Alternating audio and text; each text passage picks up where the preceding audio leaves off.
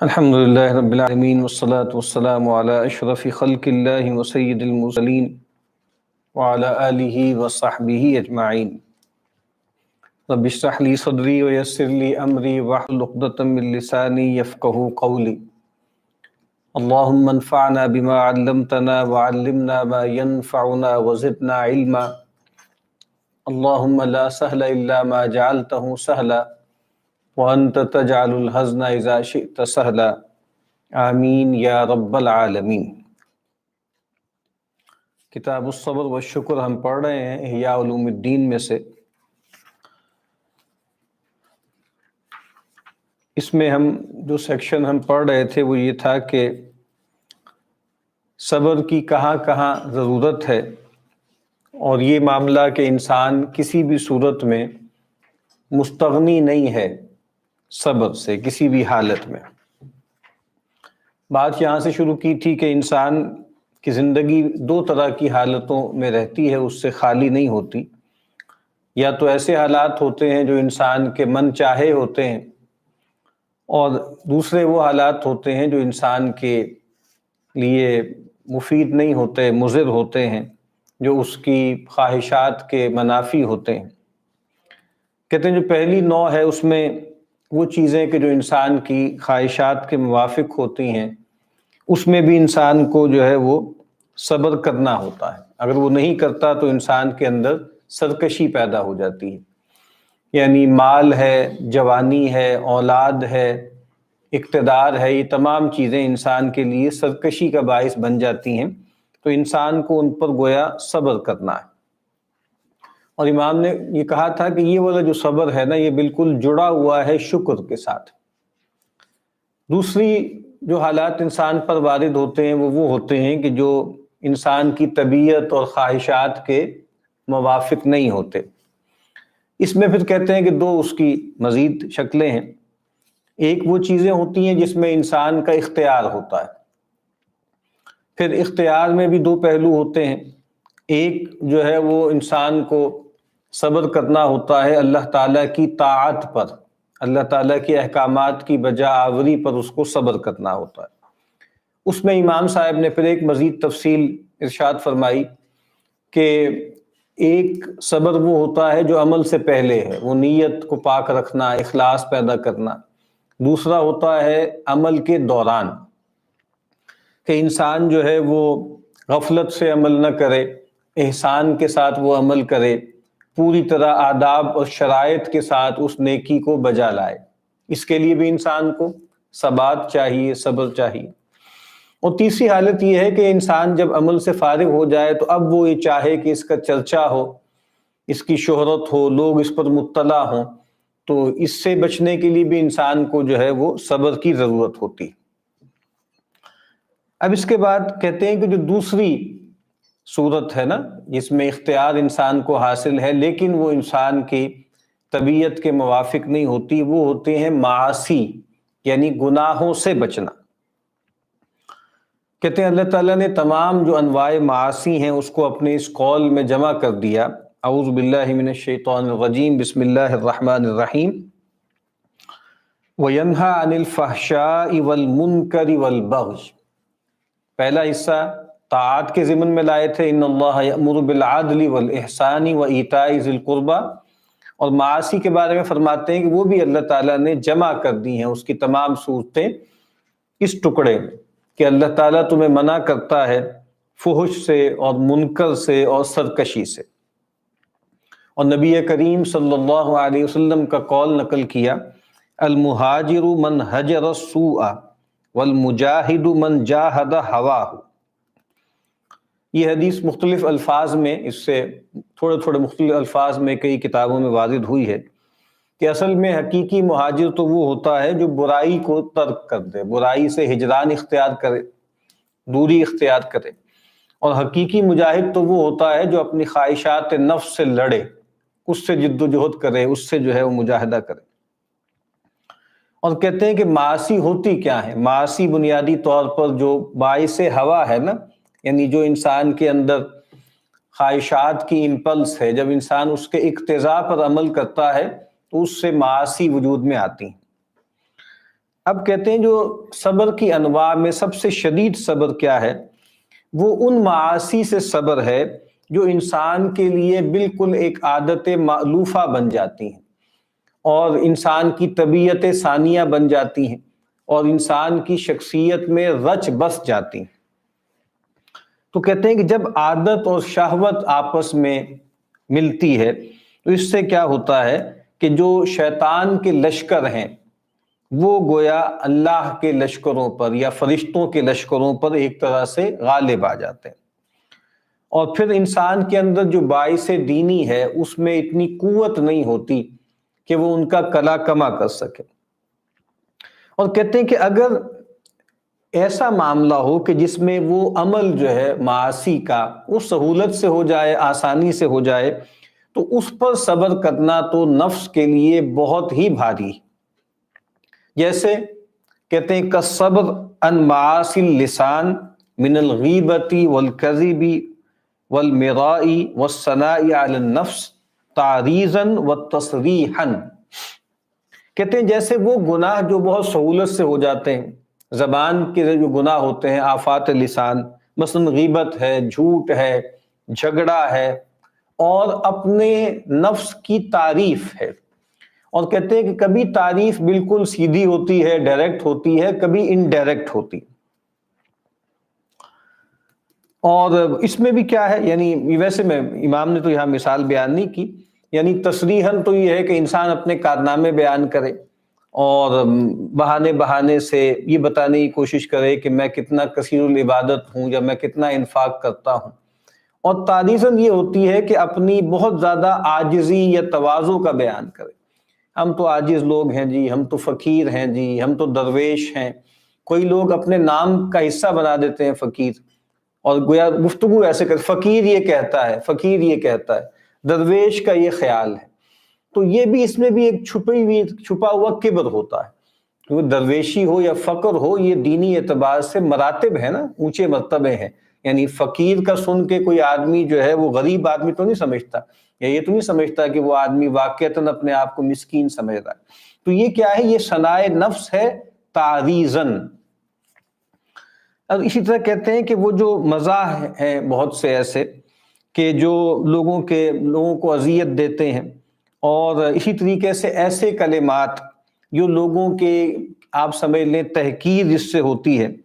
اور پھر اسی طریقے سے جو لوگ دنیا سے چلے گئے ہیں ان کا ذکر کرنا اور ان پر قدح کرنا، ان کے علوم میں، ان کی سیرتوں میں، ان کے مناصب میں۔ تو کہتے ہیں فَإِنَّ ذَلِكَ فِي ظَاهِرِهِ غِیبَةٌ وَفِي بَاطِنِهِ ثَنَاءٌ عَلَى النَّفْسِ۔ اب یہاں امام صاحب جو ثناء نفس ہے نا، جو تعریضاً ہے، اس کا ایک اور پہلو بیان کر رہے ہیں۔ ایک پہلو تو یہ ہے کہ انسان ڈائریکٹلی اپنے بارے میں بیان کرنا شروع کر دے۔ دوسرا یہ ہے کہ جو دوسرے لوگ ہیں، اس کے کنٹمپرری ہیں، اس کے معاصرین ہیں، یا اس سے کچھ پہلے کے ہیں، چاہے وہ حیات ہوں چاہے وہ دنیا سے جا چکے ہوں، اب ان پر طنز تعریض، ان کی برائیاں، ان کا نقد جب وہ کر رہا ہے تو اس میں چھپا ہوا اصل میں اپنے اوپر گویا اپنی ایک ثنا ہے، یعنی گویا میں تو ان تمام چیزوں سے بالاتر ہوں، برتر ہوں، اور میرے اندر تو ایسی کوئی کوتاہی نہیں ہے، اور یہ لوگ ہیں، ان میں یہ مسئلہ ہے، یہ مسئلہ ہے، یہ مسئلہ ہے، یہ مسئلہ ہے۔ تو کہتے ہیں کہ نفس کے اندر دو شہوتیں ہیں بہت بڑی، ایک جو ہے وہ نفی الغیر ہے، دوسرے کی نفی ہے، اور دوسری کیا ہے؟ اس بات نفسی، اپنے نفس کا اس بات ہے۔ اور یہ بالکل جیسے ایک دوسرے کو آپ سمجھ لیں کہ کمپلیمنٹ کرتی ہیں یا سپلیمنٹ کرتی ہیں ایک دوسرے کو، کہ یعنی آپ کسی دوسرے کو گرا رہے ہیں تو گویا اپنے آپ کو اونچا کر رہے ہیں، جب اپنے آپ کو اونچا کر رہے ہیں تو گویا دوسروں کو ڈیگریڈ کر رہے ہیں۔ اور کہتے ہیں کہ اس عمل کے ذریعے اس کی طبیعت میں جو ربوبیت کا پہلو ہے، اس کے پیچھے امام نے کہا نا کہ انسان کو حکم دیا گیا ہے عبودیت کا، لیکن اس کے اندر ایک پوٹینشل رکھ دیا گیا ہے اپنی خدائی کے اعلان کا، اپنی بڑائی کے اعلان کا، اپنی ربوبیت کا۔ تو کہا کہ وہ جو ربوبیت اس کی طبیعت میں ہے نا، وہ ان دو اعمال سے گویا پوری ہو جاتی ہے۔ اور کہتے ہیں کہ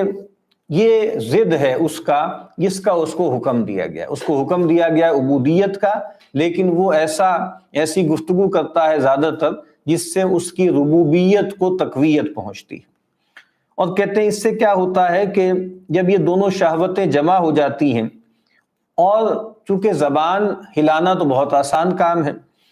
اور اس کے ذریعے انسان ایسی گفتگو کرتا ہے، اس کے محاورات ایسے بن جاتے ہیں کہ ان پر صبر کرنا جو ہے وہ مشکل ہو جاتا ہے۔ یعنی کچھ لوگوں کی طبیعت میں طنز، تعریض اور نقد جو ہے وہ بہت زیادہ ہوتا ہے۔ امام کہتے ہیں کہ یہ اکبر الموبقات، یہ ہلاکت میں ڈالنے والے جو رذائل ہیں نا، ان میں سب سے بڑی چیز یہی ہے۔ اور یہاں تک کہ انسان کے دل میں اس کی جو نکارت ہے نا اور قباحت ہے، وہ بھی آہستہ آہستہ ختم ہوتی جاتی ہے۔ یعنی شروع میں احساس ہوتا ہے کہ شاید میں کوئی غلط کام کر رہا ہوں، لیکن چونکہ وہ طبیعت ثانیہ بن گئی، انسان کی طبیعت میں رچ بس گئی، تو اب اس کی قباحت اور نکارت بھی اس سے جاتی رہتی ہے، اور اس سے گویا ایک انس پیدا ہو جاتا ہے۔ اور آپ کو معلوم ہے ہمارے ہاں اب تو بہت سے ایسے صحافی ہیں، بہت سے ایسے رائٹر ہیں، بلاگرز ہیں، فیس بک پہ لکھنے والے ہیں، یوٹیوبرز ہیں، تو جن کی جیسے آپ سمجھ لیں کہ شہرت ہی اس بات پر ہے، جھلاہٹ، سینیسزم، دوسروں پہ طنز، تعریض، تو اس سے ان کی جیسے ایک پوزیشننگ ہو گئی ہے۔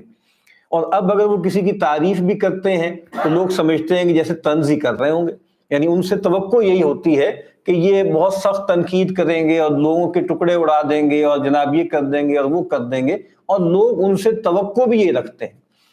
اور اگر وہ گویا اس توقع کو پورا نہ کریں تو گویا ان کی ریٹنگ کم ہو جاتی ہے۔ تو یہ کہ امام کہہ رہے ہیں کہ اس سے پھر نکلنا انسان کے لیے بہت مشکل ہو جاتا ہے۔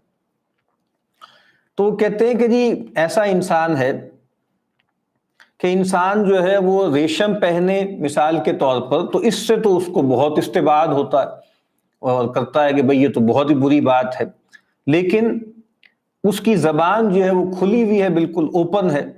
اور دن رات وہ لوگوں کی عزتوں پہ حملہ کر رہا ہے، اور اس کے لیے اس کے اندر کوئی نکارت نہیں ہے۔ حالانکہ ایک روایت میں الفاظ آتے ہیں، یہ روایت کئی طرح سے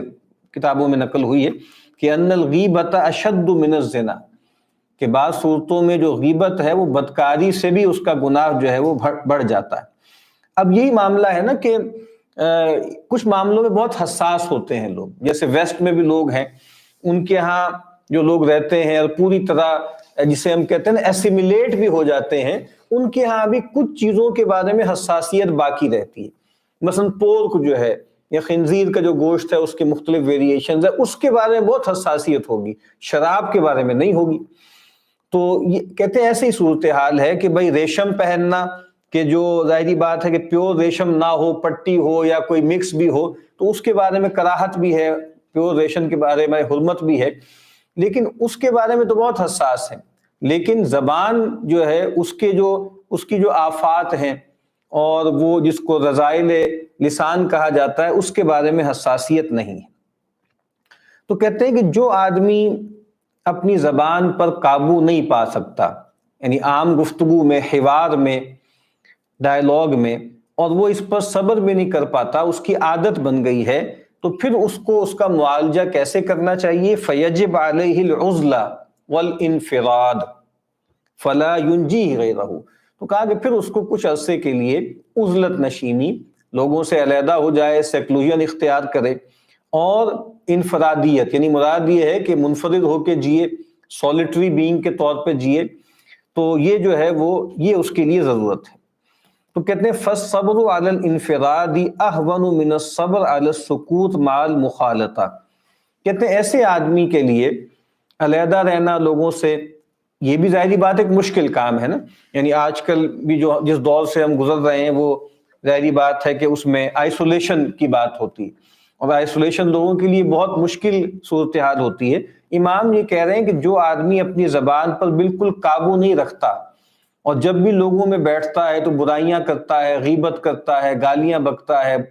جو ہے بری زبان استعمال کرتا ہے، اس کو چاہیے کہ پھر وہ عزلت والی اور انفرادیت والی جو حالت ہے وہ اختیار کر لے، اس پہ صبر کر لے، کیونکہ یہ صبر اس کے لیے نسبتاً آسان ہے، اس صبر کی نسبت کہ انسان لوگوں میں گھلے ملے اور پھر بھی جو ہے ان کی عزت اور آبرو پہ حملہ نہ کرے۔ اور کہتے ہیں کہ یہ جو مختلف برائیاں ہیں ان پہ جو صبر کرنا ہے یہ مختلف ہوگا، یعنی جتنی بڑی وہ برائی ہے اتنا ہی اس پہ صبر جو ہے وہ زیادہ اجر والا ہوگا، اور اگر برائی جو ہے وہ ہلکی ہے، کمزور ہے، اس پہ صبر آسان بھی ہوگا اور اس کا اجر بھی کم ہوگا۔ اور کہتے ہیں کہ اس سے بھی زیادہ کہ انسان اپنی زبان کو حرکت دے، اس سے بھی زیادہ سہولت والا گناہ کیا ہوتا ہے کہ انسان جو ہے وہ اپنے جی ہی جی میں باتیں سوچتا رہے، یعنی وسوسے پالتا رہے، خواطر اس کے اندر آتے رہے۔ اب یعنی پہلے امام صاحب نے کہا کہ بھئی جو گناہ جتنا سہولت والا ہوگا اس پر صبر کرنا اتنا مشکل ہوگا۔ زبان ہلا لینا، اس کے ذریعے گناہ کرنا چونکہ بہت سہولت والا ہے، اس وجہ سے اس پر صبر بھی مشکل ہے۔ امام کہتے ہیں اس سے بھی زیادہ سہولت والی چیز کیا ہوتی ہے جو انسان کے ذہن میں چل رہا ہوتا ہے، ذہن اور قلب میں، کہ انسان جو ہے وہ تصورات قائم کر رہا ہے، یعنی معاذ اللہ خدا کے انکار کے بارے میں مختلف باتیں سوچتا رہتا ہے، جو پرابلم آف ایول ہے وہ اس کی سمجھ میں نہیں آ رہا، اس کی بنیاد پر وہ خدا کے بارے میں عجیب عجیب باتیں جو ہے وہ تصور کرتا رہتا ہے، یا جیسے وہ جو جن سے مخالف ہے اس کو دیکھ کر جی ہی جی میں لذت لیتا رہتا ہے، اور خاص طرح کی ایک سیڈیوسنگ اس کا جو ہے وہ انداز ہو جاتا ہے۔ اور یہ وہ چیز ہے، اس میں سہولت کیا ہے؟ آپ جب زبان سے کچھ بولتے ہیں تب بھی کوئی آدمی نکیر کرے گا، کوئی روکے گا، ٹوکے گا کہ تم کیا کر رہے ہو، ذرا دھیان سے گفتگو کرو، اپنی زبان پہ کنٹرول کرو۔ یہ جو عمل ہے چونکہ یہ اس کے درون میں ہو رہا ہے، اس کے بھیتر میں ہو رہا ہے، اس وجہ سے یہ اس پر کوئی مطلع بھی نہیں ہوتا۔ اسی لیے آپ دیکھیں نا، قرآن مجید نے بھی کہا ہے نا کہ وہ اللہ تعالیٰ کی شان کیا ہے، یعلم خائنۃ الاعین وما تخفی الصدور، کہ وہ آنکھوں کی خیانتوں کو بھی جانتا ہے اور جو کچھ سینے اپنے اندر کنٹین کیے ہوئے ان کو بھی جانتا ہے۔ تو اس پر صبر کرنا بہت ہی مشکل ہے، اور امام یہ کہتے ہیں کہ اس کا مسئلہ تو پھر سیکلوژن سے بھی حل نہیں ہوگا، آئسولیشن سے بھی حل نہیں ہوگا، کیونکہ وہ تو انسان کے اندر ہو رہا ہے نا جو ہو رہا ہے۔ تو کہتے ہیں کہ عزلت میں بھی حدیث النفس تو باقی رہتی ہے نا، حدیث النفس جو انسان اپنے آپ سے گفتگو کر رہا ہوتا ہے۔ اور کہتے ہیں اس کا علاج کیا ہے؟ امام کہتے ہیں اس کا علاج بس یہی ہے کہ انسان اپنے دل کو کسی اور فکر میں، کسی اور پریشانی کہہ لیجئے، فکر کہہ لیں، غم کہہ لیں، اس میں غرق کر لے، یعنی کچھ اور باتیں سوچنے لگے۔ اور یہ بھی آپ کو سمجھنا چاہیے کہ اس طرح کی جو مسائل پیدا ہو جاتے ہیں نا، خدا کے بارے میں، آخرت کے بارے میں، عقیدے کے حوالے سے، اس سے ہٹانے کے لیے تو اگر کسی آدمی کو روپے، پیسے اور سٹیٹس اور گاڑی اور اس چیز پر بھی لگانا پڑے تو لگا دینا چاہیے۔ یعنی یہ نسبتاً کم تر مسئلہ ہے نا، کہ انسان کو کہ اچھا تم ایسا کرو، جو ہے تم جو ہے وہ فلاں کام کر لو، تم فلاں گاڑی خرید لو، تم فلاں موبائل خرید لو، کہ کم از کم اس سے تو وہ ہٹے۔ ہمارے ایک دوست ہے کراچی میں، اچھے کھاتے پیتے آدمی ہیں، تو ان کا بیٹا بہت اچھا نیک ہے بھی، تو وہ جو ہے وہ ایک ادارے میں داخل ہوا اور وہاں پہ جا کر کچھ نئے نئے تصورات لبرلزم کے، فیمنزم کے، ہیومنزم کے سامنے آئے، تو عجیب عجیب اس نے گفتگو کرنی شروع کر دی۔ تو وہ کہتے ہیں کہ پھر میں بہت پریشان رہتا تھا، بہت معاملات تھے، تو پھر کسی نے مشورہ دیا کہ آپ ایسا کریں، اس کو اپنے ساتھ کام میں لگا لیں، اپنے بزنس میں، پڑھائی بھی کرتا رہے، اس کام میں لگ جائے۔ تو بس ٹھیک ہے، یعنی پیسے کا شوق پیدا ہو جائے اور یہ پیسہ میں کما لوں، میرے پاس یہ آ جائے، میرے پاس وہ آ جائے، یہ بہرحال بہت کمتر بات ہے اس سے کہ آدمی خدا کے بارے میں، دین کے بارے میں، پیغمبر صلی اللہ علیہ وسلم کے احکامات کے بارے میں آدمی جو ہے وہ وسوسوں کا شکار ہو جائے اور ڈیلوژنز کا شکار ہو جائے۔ تو بہرحال یہ ایک بہت اہم بات ہے جو امام صاحب نے یہاں اجمال سے کہی ہے، آگے جا کے اس کو کھولیں گے کہ انسان جو ہے وہ اگر اس طرح کے تصورات اور خیالات اس پر آ رہے ہیں تو اس کو چاہیے کہ پھر وہ اور جو ہے فکریں پالے، کچھ اور چیزوں میں اپنے جی کو لگائے تاکہ یہ چیزیں اس سے جو ہے وہ نکل جائے۔ تو کہتے ہیں کہ اگر وہ اپنی فکر کو کسی متعین چیز پر فوکس نہیں کرے گا نا تو کیا ہوگا، پھر وسوسے آتے رہیں گے اور اس کو تنگ کرتے رہیں گے۔ اب کہتے ہیں کہ یہ ابھی انہوں نے بتایا تھا کہ دوسری حالت کیا ہے کہ ایک ایسی چیز ہوتی ہے جس پر انسان کو اختیار نہیں ہوتا اور نہ ہی انسان اس کو دفعتاً اپنے سے علیحدہ کر سکتا ہے۔ یعنی ایک تو صبر کرنا ہوتا ہے نا ان چیزوں پر جو انسان کے اختیار میں ہے۔ پہلے امام صاحب نے کہا کہ نیکی کرنے کے لیے صبر کرنا ہے، پھر کہا گناہوں سے بچنے کے لیے صبر کرنا ہے۔ اب وہ کہتے ہیں کہ انسان کو اختیار نہیں ہوتا کچھ چیزوں پر، جیسے کسی انسان کو جو ہے وہ اذیت دی جائے کسی فعل سے یا عمل سے، یا اس پر اس کی جان مال پر کوئی زیادتی کی جائے، تو اب پھر وہ اس پہ صبر کرے۔ اور صبر کرنے کا ایک مطلب کیا ہوتا ہے کہ بترک المکافات، کہ انسان جو ہے وہ بدلہ نہ لے۔ اور کہتے ہیں کہ بعض اوقات یہ جو صبر ہے بعض اوقات واجب ہوتا ہے اور بعض اوقات فضیلت ہوتا ہے۔ کیا مطلب ہے اس کا؟ کچھ جگہیں ایسی ہیں کہ جہاں پر آپ کو کسی نے تکلیف پہنچائی، اذیت دی، تو آپ اس کا بدلہ لے سکتے ہیں۔ وَإِنْ عَاقَبْتُمْ فَعَاقِبُوا بِمِثْلِ مَا عُوقِبْتُمْ بِهِ، لیکن وَلَئِنْ صَبَرْتُمْ لَهُوَ خَيْرٌ لِّلصَّابِرِينَ، قصاص کا بھی معاملہ ہے۔ کسی نے آپ کو مالیاتی طور پر جو ہے نقصان پہنچایا ہے، تو تھرو پراپر چینل آپ اس سے جو ہے اس کا مواخذہ کر سکتے ہیں، تاوان لے سکتے ہیں۔ لیکن کچھ جگہوں پر تو گویا جو ہے وہ آپ، یہ فضیلت کی بات ہے کہ آپ صبر کر لیں، اور کچھ جگہوں پر جو ہے واجب ہوتا ہے۔ اب کہتے ہیں کہ بعض صحابہ یہ کہتے ہیں ما کننا نعد ایمان الرجل ایمانا اذا لم یصبر علی الاذی، کہ ہم کسی آدمی کے ایمان کو ایمان شمار نہیں کرتے، گردانتے نہیں تھے جب تک کہ ہم یہ نہ دیکھیں کہ وہ اذیتوں پہ صبر کرتا ہے یا نہیں کرتا۔ اور قرآن مجید نے فرمایا وَلَنَصْبِرَنَّ عَلَى مَا آذَيْتُمُونَا وَعَلَى اللَّهِ فَلْيَتَوَكَّلِ الْمُتَوَكِّلُونَ، اور ہم ضرور بالضرور صبر کریں گے اس پر جو تم نے ہمیں اذیت دی، اور اللہ تعالیٰ ہی ہے جس پر توکل کرنے والوں کو توکل کرنا چاہیے۔ اب دیکھیے مکہ میں جیسے نبی اکرم صلی اللہ علیہ وسلم کی طرف سے اور قرآن مجید کی طرف سے آرڈر یہ تھا کہ صبر کرنا ہے، تو اب مکہ میں گویا صبر کرنا یا ریٹیلیٹ نہ کرنا یہ فضیلت نہیں تھی، یہ واجب تھا۔ بعد کی صورتحال ہے، جب غلبے کی صورتحال ہے، وہاں پر کوئی انفرادی طور پر آپ کے ساتھ زیادتی کر دے تو آپ معاف کر دیں تو یہ فضیلت ہے۔ لیکن آپ دیکھیے نا جو مکی دور ہے اس میں تو گویا معاف کر دینا یا صبر کرنا ہی آرڈر آف دا ڈے تھا، تو اب وہاں پر صبر فضیلت نہیں ہے بلکہ وہ واجب ہے۔ اسی طریقے سے نبی اکرم صلی اللہ علیہ وسلم نے ایک مرتبہ مال تقسیم کیا، تو مسلمانوں میں سے کچھ بدو لوگ جو نئے نئے آئے تھے اور پیغمبر سے تربیت یافتہ بھی نہیں تھے، ان کے اندر کچھ نفاق کا ایلیمنٹ بھی تھا، ان میں سے ایک صاحب نے کہا اور بہت دریدہ دہنی کا معاملہ کیا، اس نے کہا ہذہ قسمۃ ما ارید بہا وجہ اللہ،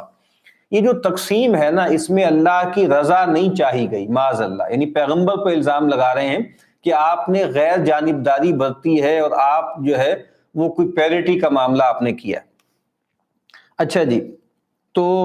ڈسپیرٹی کی ہے آپ نے۔ تو نبی اکرم صلی اللہ علیہ وسلم کو جب یہ بات پتہ لگی تو آپ صلی اللہ علیہ وسلم کے جو مبارک گال تھے، چہرہ تھا، وہ بالکل سرخ ہو گیا، اور آپ نے فرمایا یرحم اللہ اخی موسیٰ لقد اوذی باکثر من ھذا فصبر، اللہ رحم کرے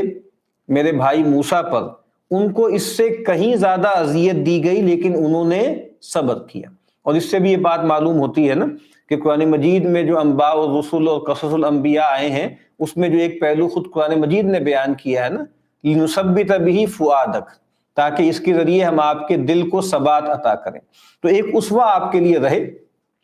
اور نبی اکرم صلی اللہ علیہ وسلم کو کہا بھی گیا نا کہ فاصبر کما صبر اولو العزم من الرسل، اور پھر صحابہ کرام سے کہا گیا یا آپ کے جو امتی تھے ان سے کہا گیا کہ وَلَا تَكُونُوا كَالَّذِينَ آذَوْا مُوسَىٰ فَبَرَّأَهُ اللَّهُ مِمَّا قَالُوا، کہ دیکھو ان لوگوں کی مانند مت ہو جانا جنہوں نے موسیٰ کو اذیت دی، تو اللہ تعالیٰ نے ان کو بری کر دیا ان تمام چیزوں سے جو وہ ان کو برا کہہ رہے تھے۔ اور اللہ تعالیٰ فرماتے ہیں وَدَّعْ أَذَاهُمْ وَتَوَكَّلْ عَلَى اللَّهِ، اے نبی ان کی اذیتوں کو چھوڑ دیجئے، ان سے صرف نظر کیجئے اور اللہ پہ توکل کیجئے۔ اور آگے آیت لے کر آئے ہیں وَاصْبِرْ عَلَىٰ مَا يَقُولُونَ وَاهْجُرْهُمْ هَجْرًا جَمِيلًا، یہ سورہ مزمل ہے نا، ابتدائی نازل ہونے والی آیات میں سے ہے۔ وہاں کہا کہ اے نبی صلی اللہ علیہ وسلم جو کچھ یہ آپ سے کہہ رہے ہیں، جو بھی فضول باتیں کر رہے ہیں، یاوہ گوئی کر رہے ہیں، آپ کو ٹارچر کر رہے ہیں اپنی زبان کے ذریعے، تو آپ اس پر صبر کیجئے، ثابت قدم رہیے اور ان سے علیحدگی اختیار کیجئے بہت خوبصورتی کے ساتھ۔ اور فرمایا کہ وَلَقَدْ نَعْلَمُ أَنَّكَ يَضِيقُ صَدْرُكَ بِمَا يَقُولُونَ فَسَبِّحْ بِحَمْدِ رَبِّكَ، اے نبی ہمیں خوب معلوم ہے جو کچھ یہ کہتے ہیں اس سے آپ کا سینہ تنگ ہوتا ہے، بھنجتا ہے، بس آپ کیا کیجئے، اپنے رب کی تسبیح کیجئے اس کے حمد کے ساتھ۔ اور یہاں یہ آیت بھی ہے اور آگے بھی ہم دیکھیں گے کہ قرآن مجید میں جہاں پر بھی نبی اکرم صلی اللہ علیہ وسلم کو صبر کی تلقین کی گئی ہے، ثابت قدمی کی تلقین کی گئی ہے، وہاں ساتھ ہی اللہ نے اپنے سے جڑنے کی تلقین کی، یعنی تسبیح، تحمید، سجدہ، عبادت، ہر جگہ آگے یہ آیات آئی ہیں، کیونکہ صبر کا جو سورس ہے وہ ظاہری بات ہے اللہ تعالیٰ کی ذات ہے۔ آگے فرمایا کہ آیت لے کر آئے ہیں وَلَتَسْمَعُنَّ مِنَ الَّذِينَ أُوتُوا الْكِتَابَ مِن قَبْلِكُمْ وَمِنَ الَّذِينَ أَشْرَكُوا أَذًى كَثِيرًا۔ مسلمانوں سے خطاب ہے کہ تم ضرور بالضرور سنو گے ان لوگوں کی طرف سے جن کو تم سے پہلے کتاب دی گئی، اور ان لوگوں کی طرف سے بھی جنہوں نے شرک کیا۔ کیا سنو گے؟ اذًا کثیرا، بہت ہی زیادہ اذیت ناک گفتگو۔ لیکن وَإِن تَصْبِرُوا، اور اگر تم ثابت قدم رہے، صبر کیا، وَتَتَّقُوا، اور تم اللہ سے ڈرتے رہے اور تقوی پر کاربند رہے، فَإِنَّ ذَلِكَ مِنْ عَزْمِ الْأُمُورِ، تو یہ واقعتاً بہت ہی عظیمت کے کاموں میں سے ہے۔ امام آگے وضاحت کرتے ہیں ای تصبروا عن المکافات، یعنی تم بدلہ لینے سے روک لو اپنے آپ کو۔ میں نے پہلے عرض کیا تھا کہ ویسے تو بدلہ جائز ہے نا، لیکن کہا کہ نہیں، تم جو ہے تم ایک برتر مقام پہ کھڑے ہو تو تم جو ہے وہ ترکی بترکی جواب نہ دو۔ اور کہا کہ اسی لیے اللہ تعالیٰ نے جو لوگ عفو درگزر کرتے ہیں، یعنی اپنے حقوق کے معاملے میں قصاص سے درگزر کرتے ہیں، بدلہ نہیں لیتے، اللہ تعالیٰ نے ان کی تعریف کی ہے۔ وَإِنْ عَاقَبْتُمْ فَعَاقِبُوا بِمِثْلِ مَا عُوقِبْتُمْ بِهِ، اور اگر تم بدلہ لے لو اس کے برابر جیسا تمہارے ساتھ زیادتی کی گئی تو کوئی حرج کی بات نہیں ہے، گویا جائز ہے، مباح ہے۔ وَلَئِن صَبَرْتُمْ، لیکن اگر تم صبر کرو گے فَهُوَ خَيْرٌ لِلصَّابِرِينَ، تو یہ صبر کرنے والوں کے لیے بہتر ہے۔ اب یہ گویا کیا ہے، یہ وہ جگہ ہے جہاں پر صبر ایک فضیلت ہے، صبر واجب نہیں۔ اور نبی اکرم صلی اللہ علیہ وسلم نے اپنی امت سے کہا ہے کہ سل من قطعک یا سل من قطعک، کہ جڑو اس سے جو تم سے کٹتا ہے، وآتی من حرمک، اور جو تمہیں محروم رکھتا ہے اس کو عطا کرو، واعف عمن ظلمک، اور جو تم سے زیادتی کرتا ہے اس سے درگزر کرو۔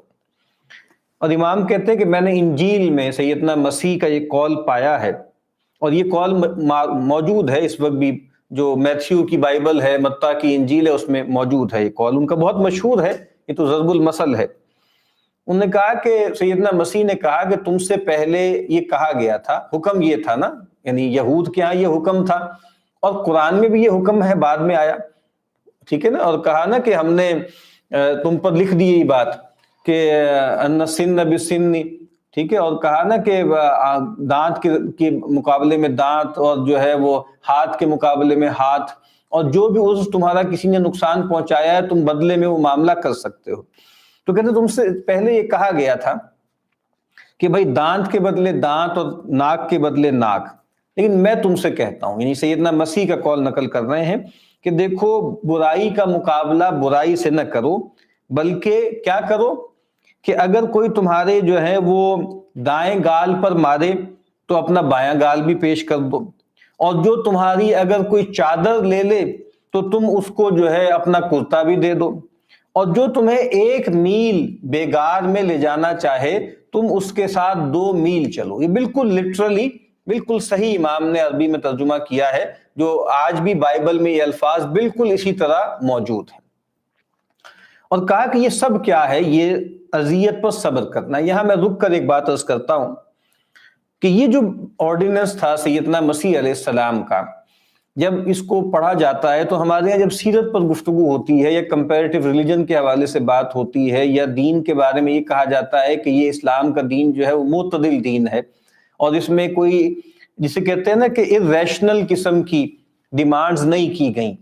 تو اس میں یہ مثال بھی دی جاتی ہے کہ دیکھیں یہ غیر فطری سی بات ہے نا کہ آپ جو ہے بدھ بت کے بھکشو بن جائیں اور آپ جو ہے بالکل آگے سے ریٹیلیٹ ہی نہ کریں، تو یہ عجیب سی بات ہے۔ اور گویا یہ غیر فطری ہے، جبکہ ہمارے دین میں تو قصاص بھی ہے، ہمارے دین میں تو آنکھ کے بدلے آنکھ ہے اور کان کے بدلے کان ہے اور ناک کے بدلے ناک ہے۔ یہ غلط تفہیم ہے اصل میں، ایک تو ایک پیغمبر کی توہین بھی ہے اس کے اندر۔ اصل بات کیا ہے کہ سیدنا مسیح علیہ السلام، اگر ہم آج کے جارگن کے مطابق بات کریں تو وہ مکی زندگی ہی میں دنیا سے چلے گئے، ان کی زندگی میں مدینہ نہیں آیا، ان کی زندگی میں حکومت کا دور نہیں آیا۔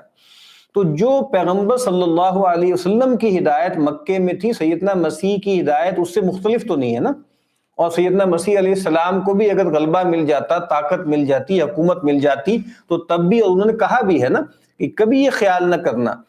کہ تورات جو ہے اس کی شریعت منسوخ ہو گئی، آسمان زمین جو ہے جب تک قائم ہے اس وقت تک تورات کا احکامات جو ہیں وہ باقی رہیں گے۔ اور یہ بھی کہا کہ یہ مت خیال کرنا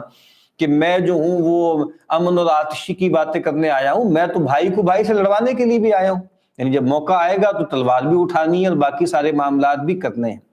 اور مولانا نے کہا ہے نا اس کو، مولانا روم نے، وہ اسی حوالے سے کہا ہے کہ مصلحت کیا ہے، ہر دور کی مختلف ہوتی ہے، تو کہا کہ مصلحت در دین عیسیٰ غار و کوہ۔ سیدنا مسیح علیہ السلام کا دین جو اس دور میں وہ تھے، اس میں مصلحت کیا تھی؟ غار و کوہ کہ، اور ظاہری بات ہے کہ خاص طور پہ سیدنا مسیح کے جانے کے بعد بھی آپ کو معلوم ہے کہ عیسائی بہت اقلیت میں تھے نا، چھپے رہتے تھے، پرسیکیوٹڈ تھے۔ وہ تو بعد میں 313 یا 15 میں کانسٹنٹائن نے جب عیسائیت کو جو ہے ایک طرح سے انڈوس کر دیا تو وہ جو ہے وہ ایک، آپ سمجھ لیں کہ ایک ریاستی دین بن گیا۔ تو بہرحال ان کے یہاں کیا تھا؟ غاروں کو، اور ظاہری بات ہے کہ مین سٹریم سے سائڈ پہ رہنا، اور مصلحت در دین ما جنگ و شکوہ، اور ہمارے دین کی مصلحت کیا ہے؟ جنگ اور شکوہ، گرینجر، پاور۔ تو وجہ کیا ہے کہ نبی اکرم صلی اللہ علیہ وسلم نے حکومت قائم کی اور آپ کے خلفاء نے بھی آگے حکومتیں قائم کی، اور پھر اس کے بعد وہ چلتی رہی۔ بہرحال یہ اضافی طور پر میں نے ایک بات عرض کی تھی، یہاں امام نے سیدنا مسیح کا یہ قول نقل کیا۔ تو کہتے ہیں یہ سب کیا ہے؟ یہ اذیت پر صبر کرنے کا حکم ہے، اور کہتے ہیں کہ پھر اذیتوں پر، لوگوں کی اذیتوں پر صبر کرنا یہ صبر کے اعلیٰ مراتب میں۔ اور پھر یاد کر لیجئے امام نے کہا تھا ایک اذیتیں یا تکلیفیں وہ ہوتی ہیں جس میں بظاہر کسی ہیومن انٹرونشن کا ہمیں یا ہیومن ہینڈ نظر نہیں آتا، اس پر صبر کرنا آسان ہوتا ہے۔ زلزلے پر،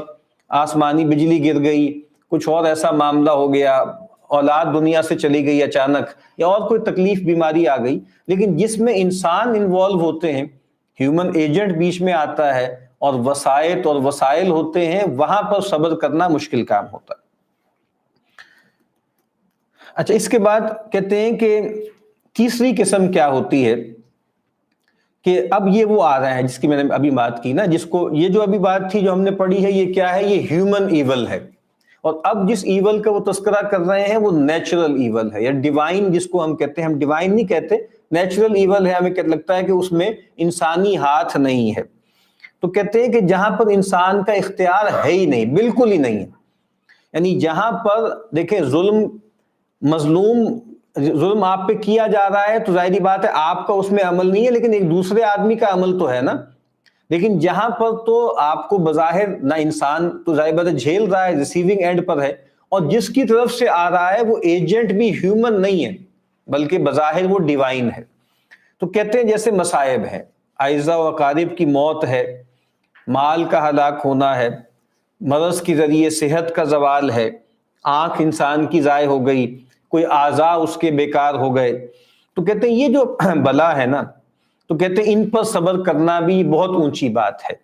عبداللہ ابن عباس رضی اللہ تعالی عنہما فرماتے ہیں الصبر فی القرآن علی ثلاثۃ اوجہ،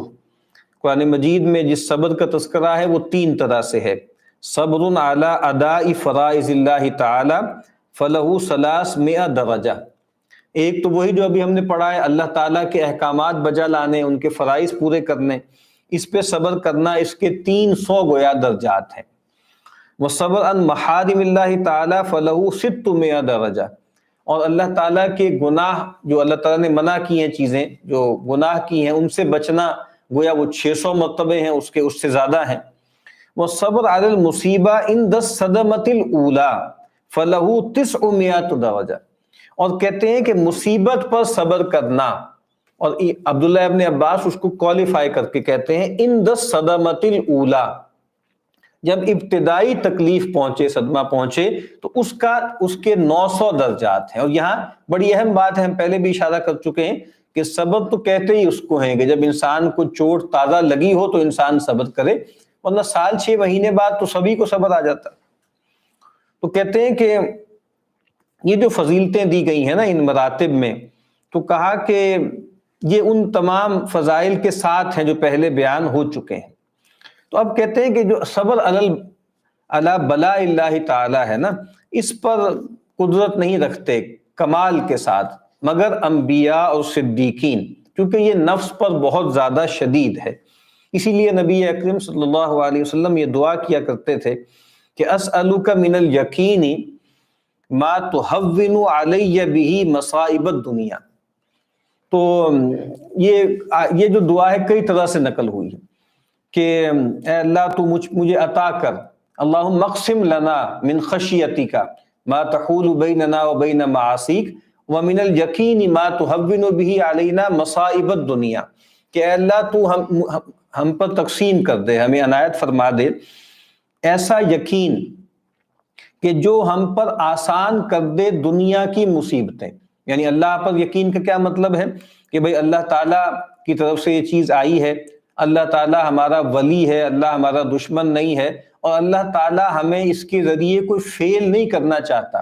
اللہ تعالیٰ ہمیں رسوا نہیں کرنا چاہتا، بلکہ اللہ ہمیں نوازنا چاہتا۔ یہ یقین ہے نا، تو اے اللہ ایسا یقین عطا کر دے جو ہم پر دنیا کی مصیبتوں کو ہلکا کر دے۔ تو کہتے ہیں یہ جو صبر ہے نا، اس کا استناد جو ہے وہ حسن الیقین سے آتا ہے، یعنی جتنے یقین آپ کا خوبصورت ہے اتنا ہی آپ اس طرح کے معاملات پہ صبر کرنے میں کامیاب ہوں گے۔ آگے کہتے ہیں کہ ابو سلیمان دارانی کہتے ہیں واللہ ما نصبر علی ما نحب فکیف نصبر علی ما نکرہ، کہ اللہ کی قسم ہم تو صبر اس پر بھی نہیں کر پاتے جو ہمیں پسند ہے، تو ہم کیسے صبر کر پائیں گے اس پر جو ہمیں ناپسند ہے۔ اور نبی اکرم صلی اللہ علیہ وسلم کا ایک قول جو ہے وہ نقل کیا ہے یہاں پر کہ اللہ تعالیٰ فرماتے ہیں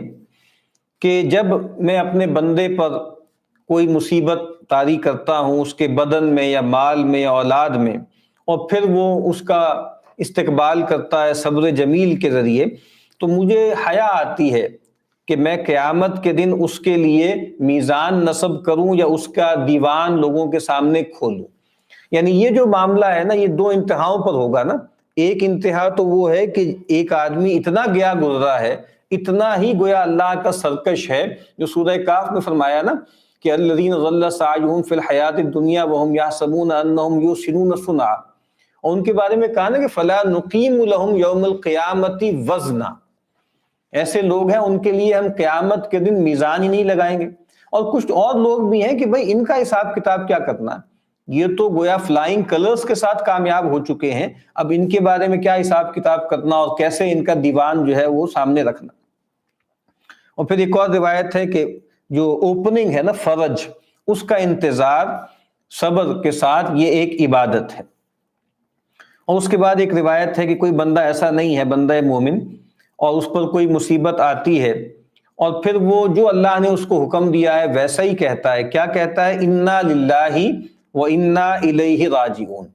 الذین اذا اصابتهم مصیبۃ قالوا انا للہ وانا الیہ راجعون۔ اور پھر آگے کیا کہتا ہے؟ اللہم اجرنی بمصیبتی واحقبنی خیرا منہا، کہ اللہ تو مجھے اس مصیبت میں مجھے اجر عطا کر اور اس سے بہتر عطا فرما، اس کا نعم البدل عطا فرما۔ جب بھی انسان یہ کہتا ہے اللہ تعالیٰ اس کے ساتھ پھر ایسا ہی کرتے ہیں۔ اور یہ میرا خیال ہے کہ سیدہ جو ام سلمہ ہے نا، یعنی ابو سلمہ جب دنیا سے رخصت ہوئے تو نبی اکرم صلی اللہ علیہ وسلم نے، ام سلمہ بہت رنجیدہ تھی تو ان کو یہ دعا سکھائی، اور پھر وہ دعا کرتے رہیں کہ بھئی اللہ تو مجھے اس مصیبت میں اجر عطا کر اور اس سے کہیں وخلف، اور کچھ روایتوں میں وخلف لی، کہ مجھے اس سے بہتر، اس کا بہتر نعم البدل عطا کر۔ تو کہتے ہیں اس کے بعد پھر نبی اکرم صلی اللہ علیہ وسلم سے میرا نکاح ہو گیا، اور ظاہری بات ہے پوری کائنات میں ان سے بہتر کوئی شخصیت تو ہو ہی نہیں سکتی، تو اللہ تعالیٰ نے کتنا بڑا مجھے اجر دیا۔ کہ ابو سلمہ جو ہیں ان سے کہیں بدتر، ظاہری بات ہے ان کے مخدوم اور ان کے پیغمبر جو ہیں ان سے میرا نکاح ہو گیا۔ انس کہتے ہیں کہ اللہ کے نبی نے یہ بات بیان کی کہ اللہ تعالیٰ فرماتے ہیں کہ اے جبریل، جب میں کسی بھی شخص سے اس کی دو بہت ہی باعزت چیزیں جو ہے وہ سلب کر لوں، اور کئی روایتوں میں ہے کہ اس سے مراد دو آنکھیں ہیں مثال کے طور پہ، کہ اگر میں اس سے اس کی دو محبوب چیزیں یعنی دو آنکھیں سلب کر لوں، اور پھر وہ یہ کہے کہ سبحانک لا علم لنا الا ما علمتنا، یعنی اے اللہ تو ہم پاک ہیں، ہمارے پاس کوئی علم نہیں ہے مگر وہی جو تو ہمیں علم دے، تو اللہ تعالیٰ فرماتے ہیں کہ جزاؤہ الخلود فی داری والنظر الی وجہی، تو پھر اس کا بدلہ یہ ہے کہ میرا جو گھر ہے یعنی جنت، میں اس کو ہمیشگی عطا کروں گا، اور میں اس کو اپنے جو چہرہ انور ہے اس کی زیارت کا شرف بخشوں گا۔ اس میں بھی یہ جو ہے نا کہ سبحانک لا علم لنا الا ما علمتنا، یہ اس موقع پر کہنے کا کیا مطلب ہے، کیا محل ہے؟ یعنی ایسے صدمے پہنچتے ہیں لوگوں کو، یعنی بالکل اکلوتا بچہ ہے، وہ چلا گیا ایکسیڈنٹ میں یا کوئی ایسا معاملہ ہو گیا، تو کئی مرتبہ ایسا ہوتا ہے کہ والدین اور خاص طور پہ جو ماں ہوتی ہے اس کی سمجھ میں ہی نہیں یہ بات آتی نا کہ یہ کیا ہوا، یعنی ہم تو بھلے لوگ تھے، نماز بھی پڑھتے تھے، ہم چیریٹی بھی کرتے ہیں، بچہ بھی ہمارا معصوم تھا،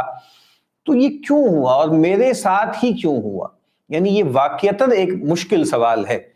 کہ ایسا کیوں کیا اللہ نے؟ یعنی اللہ تعالیٰ ایک طرف تو یہ کہتے ہیں کہ میں 70 ماؤں سے زیادہ محبت کرتا ہوں، اور میرا جگر گوشہ جو تھا وہ لے لیا مجھ سے، تو یہ کیا ہوا میرے ساتھ؟ تو یہ اس لحاظ سے بہت اہم ٹکڑا ہے نا کہ سبحانک لا علم لنا الا ما علمتنا، کہ ہمیں نہیں معلوم، اے اللہ تو پاک ہے، تیری حکمتیں تیری مصلحتیں ہم نہیں جان سکتے، بس ہم تو صبر ہی کرتے ہیں اس پر۔ اچھا جی، اس کے بعد ایک اور روایت نقل کرتے ہیں کہ اللہ تعالیٰ فرماتے ہیں کہ جب میں اپنے بندے کو کسی تکلیف میں، آزمائش میں ڈالتا ہوں اور وہ صبر کرتا ہے اور اپنے پاس آنے جانے والوں کے سامنے میری شکایت نہیں کرتا، یہ بہت اہم بات ہے۔ یعنی یہ بری بات ہے نا کہ انسان جو ہے وہ اللہ تعالیٰ کی طرف سے کسی مصیبت کی شکایت جو ہے وہ بندوں کے سامنے رکھے، اس کے اپوزٹ کرنا ٹھیک ہے، یعنی بندے اس کے ساتھ کوئی برا کر رہے ہیں تو انسان اللہ تعالیٰ کے سامنے انسان جو ہے اپنے عجز کو رکھے، اللہ تو دیکھ نہیں رہا کہ میرے ساتھ کیا ہو رہا۔ اور اس کی جو سب سے بڑی مثال ہے نا، اور ایک شکوہ اللہ تعالیٰ کی طرف سے جو آزمائش آتی ہے اس میں بھی ایک محبت بھرا انداز اختیار کرنا، اس کی بھی اجازت ہے، اس میں کوئی شکایت یا شکوہ یا ناراضی نہیں ہوتی، بس ایک تعلق کا اظہار ہوتا ہے۔ اور وہ آپ کو معلوم ہے قرآن مجید میں اس کی جو مثال ہے سیدنا یعقوب کی ہے کہ وہ سیدنا یوسف کا غم ان سے بھلایا نہیں جاتا تھا، اور رو رو کے ان کی آنکھیں جو ہے وہ چلی گئیں، اور بچے ان سے کہتے تھے کہ بھئی آپ جو ہیں وہ تو آپ نے آپ کی آنکھیں جاتی رہی ہیں اور آپ تو لگتا ہے کہ اپنے آپ کو گھلا کے ختم کر لیں گے، تو انہوں نے کیا کہا تھا؟ انہوں نے کہا انما اشکو بثی وحزنی الی اللہ، کہ بھئی میں اپنی جو پریشانی اور مصیبت ہے اس کا تذکرہ اللہ کے سامنے کر رہا ہوں نا، بندوں سے تو شکایت نہیں کرتا۔ اور اس کی اور مثال رسول اللہ صلی اللہ علیہ وسلم کا معاملہ ہے، میرا خیال ہے کہ وہ جو طائف کا معاملہ ہوا تھا وہاں پہ جو آپ کے الفاظ ہیں نا کہ اللہم انی اشکو الیک ضعف قوتی وقلۃ حیلتی وہوانی الی الناس الی من تکلنی، لیکن آخر میں کیا ہے کہ ان لم یکن بک علی غضب فلا ابالی، کہ اللہ اگر تو ناراض نہیں ہے اور یہ سب جو ہے مجھ پر کسی غضب کی وجہ سے نہیں ہے تو پھر مجھے کوئی پرواہ نہیں۔ تو کہتے ہیں کہ اگر میں اپنے بندے کو ایسی کسی آزمائش میں ڈالوں اور پھر وہ ہر آئے گئے کے سامنے جو ہے اس کی شکایت نہ کرے اور صبر کرے، تو بہت خوبصورت الفاظ ہیں، ابدلتہ لحما خیرا من لحمہ ودما خیرا من دمہ، میں بدل دیتا ہوں اس کے گوشت کو ایک بہتر گوشت سے اور اس کے خون کو ایک بہتر خون سے، اور کہا کہ فَإِذَا أَبْرَأْتُهُ وَلَا ذَنْبٌ لَهُ، اور کہا کہ اگر میں اس کو بھلا چنگا کر دیتا ہوں تو اس حال میں کہ پھر اس پر کوئی گناہ نہیں ہوتا، اور اگر میں اس کو اسی حال میں اٹھا لیتا ہوں اپنے پاس بلا لیتا ہوں تو پھر گویا وہ میری رحمت کے سپرد ہے، یعنی میں پھر اس پر رحمت کا معاملہ کرتا ہوں۔ تو یہ پہلے بھی میں نے عرض کیا تھا کہ بعض اوقات کوئی تکلیف، کوئی پریشانی، کوئی مصیبت آدمی کو گویا ولی اللہ بنا دیتی اور آدمی کا میٹامورفسس ہو جاتا ہے،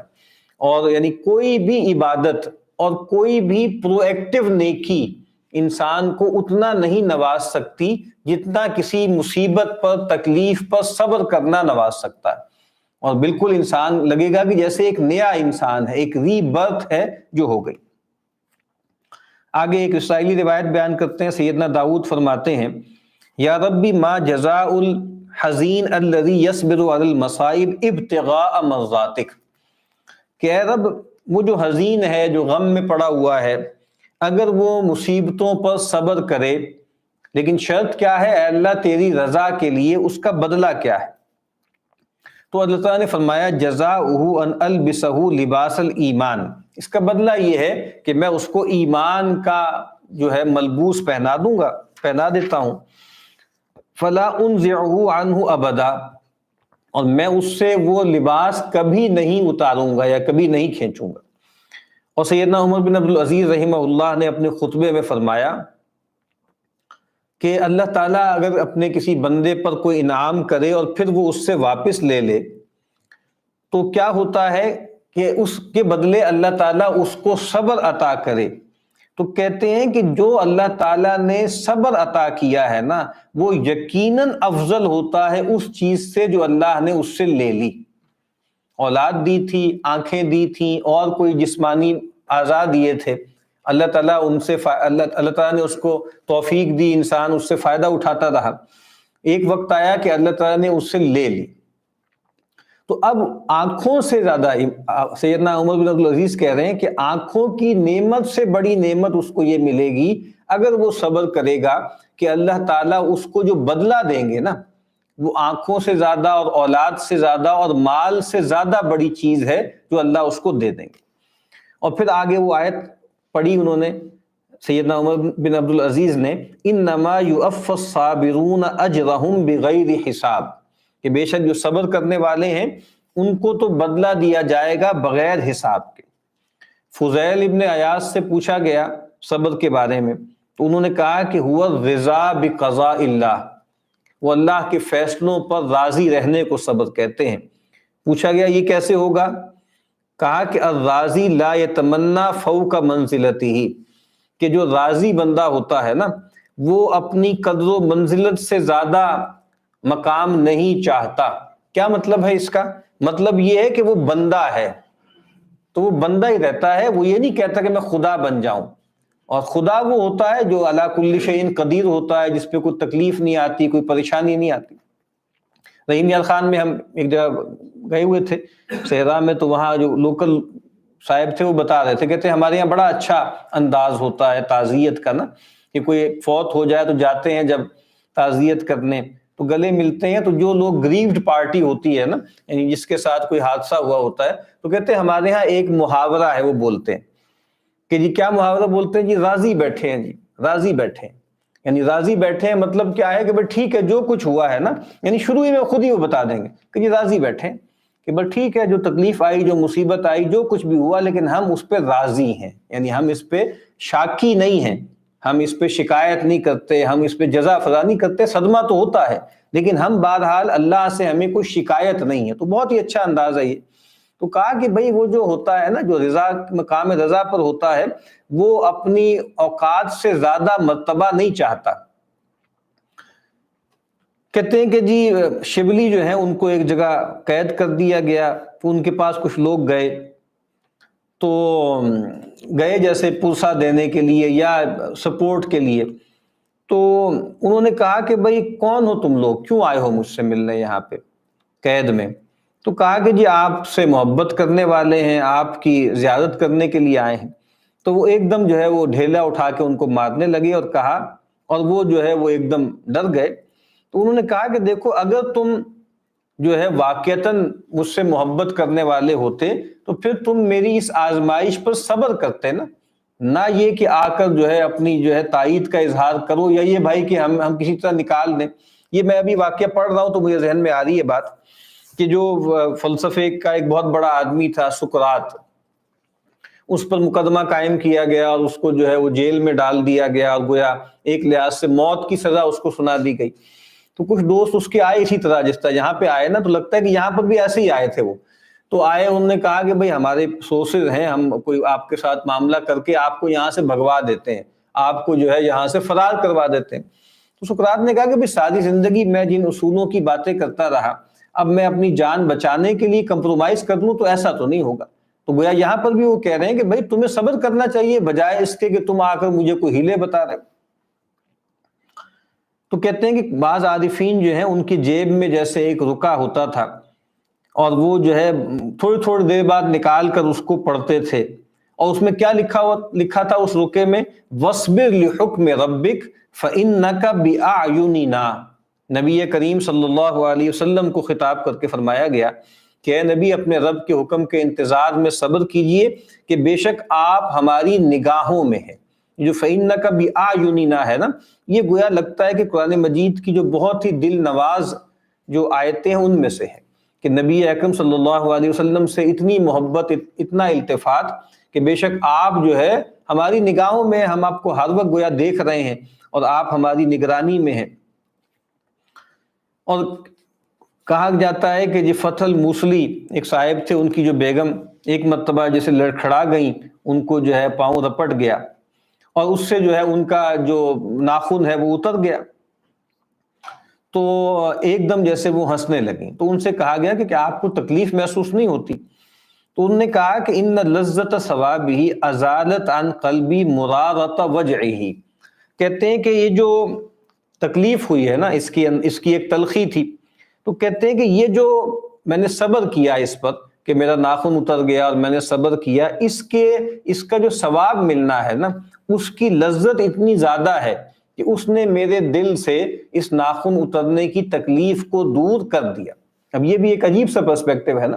کہ بھائی جو تکلیف ہوئی ہے لیکن میں نے اگر صبر کر لیا تو اس پہ جو اجر ملے گا وہ اس سے کہیں زیادہ ہے۔ اور کہتے ہیں کہ جی داؤد علیہ السلام نے اپنے بیٹے سلیمان سے کہا کہ یستدل علی تقوی المؤمن بثلاث۔ کہتے ہیں کسی مومن کے تقوی پر جو سب سے بڑا مستدل کیا ہے، وہ 3 چیزیں ہیں۔ دلالت کرنے والی چیزیں کون سی ہیں؟ وہ 3 ہیں۔ نمبر 1، حسن التوکل فیما لم ینل۔ جو چیز اس کو نہیں ملی اس پر وہ توکل کرے بہت خوبصورتی کے ساتھ۔ وحسن الرضا فیما قد نالا، اور جو اس کو مل گیا ہے، چاہے اچھائی ملی ہے چاہے کوئی تکلیف والی چیز ملی ہے، اس پہ راضی رہے، حسن رضا کا معاملہ کرے۔ وحسن الصبر فیما قد فات، اور جو چیز اس سے جاتی رہی، اس سے فوت ہو گئی، اس پر وہ صبر کرے۔ اور تینوں میں کیا ہے؟ حسن، یعنی حسن التوکل، حسن الرضا اور حسن الصبر۔ اور کہتے ہیں کہ ہمارے نبی کریم صلی اللہ علیہ وسلم نے فرمایا کہ من اجلال اللہ و معرفت حقہ اللہ تشکو وجعک ولا تذکر مصیبتک۔ یہ روایت جو ہے یہ بعد کے جو صحیفے ہیں حدیث کے اس میں پائی نہیں گئی، لیکن بہرحال ایک حکمت کی بات ہے کہ یہ اللہ تعالیٰ کے اجلال میں ہے اور اللہ کی معرفت کے حق میں یہ بات شامل ہے کہ تم اپنی تکلیف کا شکوہ نہ کرو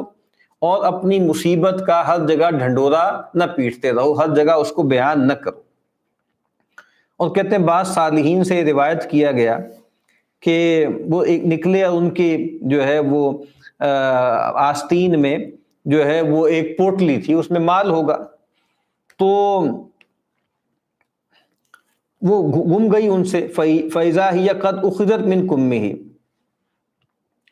تو ہاں وہ لے کر نکلے اور وہ جو ہے وہ ان سے کہیں گم ہو گئی، اور ان کی گویا یہیں سے آستین سے کسی نے نکال لی۔ تو جب ان کو یہ احساس ہوا نا کہ بھائی جیسے ہم کہتے ہیں کہ بھائی جیب کٹ گئی کسی کی، اسی طرح گویا ان کی جیب کٹ گئی، تو انہوں نے کہا بارک اللہ لہ فیہا لعلہ احوج الیہا منی۔ کہا کہ بھائی جو آدمی لے گیا ہے اللہ تعالیٰ اس کو برکت سے رکھے، اور ہو سکتا ہے کہ اس کو مجھ سے زیادہ ضرورت ہو، یعنی میرے پاس تو شاید اضافی پیسے تھے، ٹھیک ہے، وہ ہو سکتا ہے زیادہ ضرورت مند ہو اور وہ لے گیا ہو۔ اب اس میں بھی کیا ہے، یہ ایک معاملہ یہ ہے کہ ہر وقت انسان اس پہ کڑتا رہے، اور ایک یہ ہے کہ آدمی کہے کہ ٹھیک ہے بھائی ہو سکتا ہے یہ جو ڈکیتی ہم پر ہوئی ہے یا جو ہم سے سنیچنگ ہوئی ہے، ہو سکتا ہے یہ لوگ مستر ہوں، ہو سکتا ہے کہ بھائی ان کو کوئی زیادہ ضرورت ہو ہم سے اور اس وجہ سے وہ یہ معاملہ کر رہے ہیں۔ تو کہتے ہیں کہ مررت علی سالم مولا ابی حذیفہ فی القتلى وبہ رمق، تو ایک روایت میں ہے کہ بھائی سالم مولا ابی حذیفہ جو ہیں وہ مقتولین میں جیسے لاشیں پڑی ہوتی ہیں وہاں پر وہ پڑے ہوئے تھے اور ابھی ان میں رمق تھی جان کی۔ تو کہتے ہیں میں نے ان سے کہا کہ بھائی میں آپ کو پانی پلا دوں، تو کہا کہ بھائی مجھے ذرا دشمن سے اور قریب کر دو، اور ایسا کرو کہ یہ جو پانی ہے نا اس پانی کو ایک ڈھال میں گویا رکھ دو، یعنی ڈھال کو جیسے پلیٹ بنا کے اس میں ڈال دو، اور کہا کہ بھئی میں روزے سے ہوں، میں جو قتال کرتا ہوں روزے کی حالت میں ہوں، فَإِنْ عِشْتُ إِلَى اللَّيْلِ شَرِبْتُهُ، اگر میں شام تک گویا جیتا رہا مغرب تک تو میں پی لوں گا۔ تو کہتے ہیں کہ فَهَكَذَا كَانَ صَبْرُ سَالِكِي طَرِيقِ الْآخِرَةِ عَلَى بَلَاءِ اللَّهِ تعالیٰ، کہا اسی طریقے سے جو آخرت کے رستے کے سالک ہوتے ہیں نا وہ اللہ تعالیٰ کی طرف سے تکلیفوں کو ایسے ہی جھیلتے ہیں۔ کہتے ہیں کہ اگر تم یہ مجھ سے پوچھو کہ یہ جو صبر ہے نا، جو مصائب پہ صبر ہے، یہ انسان اس مرتبے تک کیسے پہنچے گا، اور لگتا نہیں ہے کہ یہ انسان کے اختیار میں ہے، اور اس معاملے میں تو انسان مضطر ہے، چاہے تب بھی ہے نہ چاہے تب بھی ہے۔ تو کہتے ہیں اگر اس سے مراد یہ ہے کہ اس کے نفس میں مصیبت کی کراہت نہ ہو تو یہ تو پھر اختیار سے باہر ہے۔ یعنی آپ یہ کیا کہہ رہے ہیں کہ بھئی تکلیف پر صبر کرنے کا اگر مطلب یہ ہے کہ انسان تکلیف کو ناگوار سمجھنا چھوڑ دے، تو یہ بات تو ٹھیک نہیں لگتی۔ اللہ تعالیٰ نے انسان کو ایسا خلق کیا ہے کہ جب اس پر کوئی تکلیف آتی ہے تو تکلیف محسوس بھی ہوتی ہے۔ تو اگر آپ یہ کہہ رہے ہیں کہ صبر کا مطلب یہ ہے کہ آدمی اس سب کو چھوڑ دے تو یہ تو اختیار میں نہیں۔ تو کہتے ہیں کہ اصل میں جو صبر کا مقام ہے وہ کیا ہے، انسان صبر سے کب نکلتا ہے، وہی بات جو کئی مرتبہ بیان ہو چکی، بالجزع وشق الجیوب وضرب الخدود والمبالغۃ فی الشکوى واظہار الکآبہ وتغییر العادہ فی الملبس والمفرش والمطعم۔ کہتے ہیں اصل بات تو یہ ہے کہ انسان پر کوئی تکلیف آئے، کوئی مصیبت آئے، اور انسان جو ہے وہ اپنے جزا فضا کرنے لگے، شور مچائے بہت زیادہ، اپنا گریبان چاک کر دے، اپنے جو ہے گالوں پہ تھپڑ مارے، اور اسی طریقے سے شکایت بہت مبالغے سے کرے، اور ہر وقت اپنی تکلیفیں بیان کرتا رہے۔ جیسے یہ عادت ہوتی ہے کچھ لوگوں کو کہ بھئی تکلیف آئی ہے لیکن اب اس کا اتنا ڈھنڈورا پیٹنا، اس کا اتنا اشتہار دینا، یہ بھی صبر کے منافی ہے۔ اور اسی طریقے سے آدمی پہننے اوڑھنے کھانے پینے کے معاملے میں جو ہے بالکل ہی رہ جائے۔ جیسے ہوتا ہے نا ہمارے ہاں یہ عام ہوتا ہے کہ جی وہ ہماری جو ہے اس دفعہ رمضان میں دادی فوت ہو گئی تھی، نانی فوت ہو گئی تھی، اس دفعہ جی ہم عید نہیں کر رہے۔ یعنی عید نہیں کر رہے کیا مطلب ہے کہ جی ہمارے بچے جو ہے وہ نئے کپڑے نہیں پہنیں گے یا ہم خوش نہیں ہوں گے۔ تو یہ جو ایک خاص طرح کا ماتم ہے اور ایک خاص طرح کا آپ کہہ لیجئے کہ عزا کی کیفیت ہے، یہ بھی پسندیدہ نہیں ہے۔ اسی لیے آپ کو معلوم ہے کہ کہا گیا ہے کہ 3 دن تک بس لوگ رہیں وہاں پر، جو ان کے لواحقین ہیں، جو اولیاء ہیں، اور لوگ آ کے ان سے تعزیت کریں۔ یہ جو ہمارے یہاں پنجابی میں کہتے ہیں پھوڑی ڈال کے بیٹھے رہنا، کہ 10 دن 20 دن، کئی جگہوں پہ دیہات میں 40 دن تک ددی بچھی رہتی ہے، لوگ آ رہے ہیں بیٹھ رہے ہیں دعا کر رہے ہیں، بار بار دعا ہو رہی ہے، پھر اس کے بعد معاملہ ہو رہا ہے، وہ جس کو ہمارے یہاں کہتے ہیں فرش ماتم، اہل تشیع کے یہاں لوگ استعمال ہوتا ہے فرش عزا۔ وہ تو کہتے ہیں نا کہ فرش عزا ہمارے لیے عبادت کی جگہ ہے، اور کبھی آپ ان کی گفتگو سنو وہ کہیں گے یہ نماز سے بھی بڑا عمل ہے عبادت کا جو ہم یہ فرش عزا پر بیٹھتے ہیں۔ تو یہ جو فرش عزا ہے نا اپنے کسی قریبی عزیز کے لیے کہ آدمی یہ کرتا رہے، یہ ٹھیک نہیں ہے۔ اسی لیے آپ کو معلوم ہے کہ جو بیوہ ہے نا، کوئی شخص فوت ہو گیا تو اس کی بیوہ کے لیے 4 مہینے اور 10 دن وہ گویا ایک خاص طرح کی جو ہے عدت کا معاملہ ہوگا، اس میں وہ زینت نہیں کرے گی، بہت شوق کپڑے نہیں پہنے گی، اور باہر ادھر ادھر نہیں جائے گی۔ ورنہ یہ جو تصور ہے کہ جناب ہم تو جو ہے یہ پورا سال ہی ہمارا سوگ کا ہے اور یہ ہے اور وہ ہے، تو یہ بھی کیا ہے، امام نے بہت اہم توجہ دلائی کہ جی کھانے پہننے میں، اوڑھنے میں، کھانے میں، پینے میں آدمی اس طرح کا معاملہ کرنے لگ جائے، یہ بھی صبر کے منافی ہے۔ اور کہتے ہیں یہ جو امور ہے نا یہ تو اختیار کے تحت ہے۔ تکلیف جو ہے وہ آگے آئے گی نا روایت کہ اللہ تعالیٰ جو ہے وہ آنکھوں کے آنسو پر اور دل کے حزن پر مؤاخذہ نہیں کرتے۔ اللہ تعالیٰ اس پر پکڑتے ہیں یا چھوڑتے ہیں، زبان کی طرف اشارہ کیا۔ یہ تو اختیار میں ہے نا، دل آدمی کا پھٹتا رہے اور آنکھوں سے آنسو جو ہے وہ بہتے رہیں، یہ اختیار سے باہر ہے، اس پر کوئی مواخذہ بھی نہیں ہے، اور یہ صبر کا کوئی مطلب نہیں ہے کہ انسان بلا وجہ میں آنسو کو روئے اور غم زدہ ہونے کو یا غم کو فیل کرنے کو گلٹ بنا لے۔ قطعاً اس میں گلٹی ہونے کی بات نہیں ہے، تکلیف بھی ہوگی، غم بھی ہوگا، آنکھوں سے آنسو بھی جاری ہوں گے، لیکن یہ جو حرکتیں امام بتا رہے ہیں یہ اختیار میں ہے کہ انسان ان کو ترک کر دے۔ تو کہتے ہیں کہ یہ امور جو ہیں وہ تحت الاختیار ہیں، تو انسان کو چاہیے ان سب سے اجتناب کرے۔